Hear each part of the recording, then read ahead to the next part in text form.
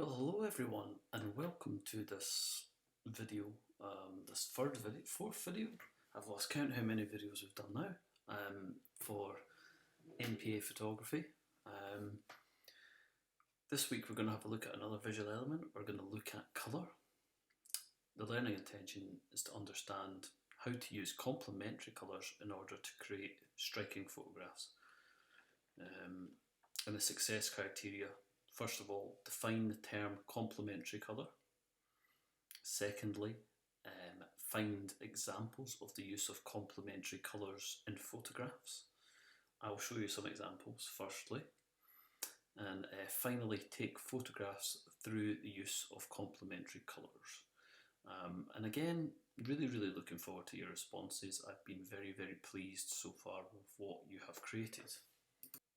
So the first question that we have is what are complementary colours? And I'm going to show you some different diagrams here to help you understand what complementary colours are. You may already know. They are very important within photography. And if we have a look at this first colour wheel, you will see that we have the primary colours, and directly opposite those primary colours we have the complementary colour. So if we look directly across from yellow, we'll see purple is the complementary colour for yellow. Red, if we look across from red, we have green. And if we look across from blue, we have orange. And these are your basic complementary colours. So this diagram basically represents those basic primary and complementary colours. These are great colours to use if you can take photographs where you have one part of the photograph as one of these colours and another part as the complementary colour. You'll find that your images will work. The reason for this, and the key word really here, is contrast. A lot of images suffer when they don't have a clear focal point, and what you want to do is to be able to differentiate between different parts of your image. And this will help you create photographs that aren't too busy, where everything just blends into each other. And if you look at this diagram, you'll see that there's lots more colours which are opposite each other within the colour wheel.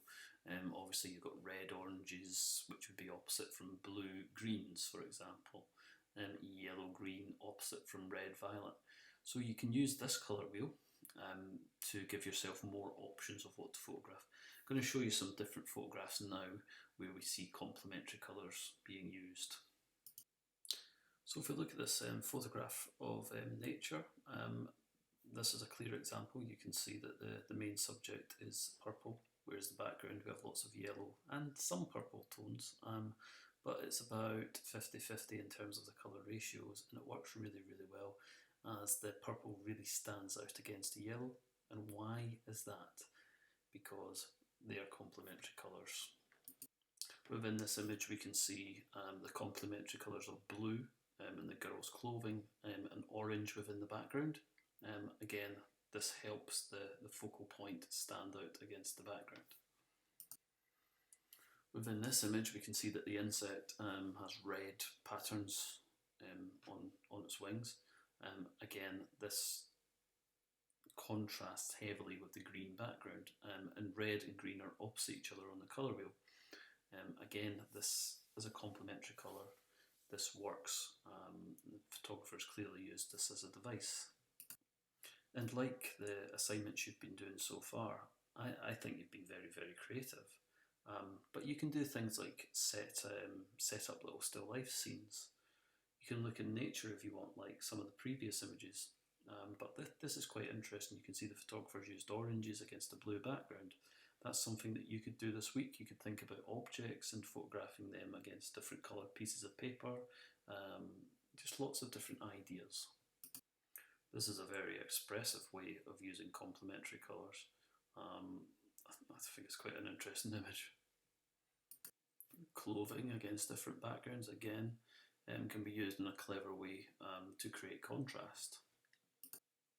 Try and think of clever ways that you can use complementary colour. And what's really interesting about what you've handed in so far is the ideas. people kind of thinking out the box a little bit, and this is a very good example of something that I would love to see. Now within your images you don't have to use the obvious complementary colours that are exactly opposite each other, the sort of the greens and the reds, etc. You could use some of the tertiary colours and their opposites. And you know, this is an example of that, some beautiful colours here, but there's a real clear contrast. Another way of creating photographs that have complementary colours is using filters, which I'm sure you will all know how to do. You can use the Pixlr app, you can use Snapchat, different things in order to create filters. It'd be really interesting to see your images. So good luck, and I'm very much looking forward to seeing what you create.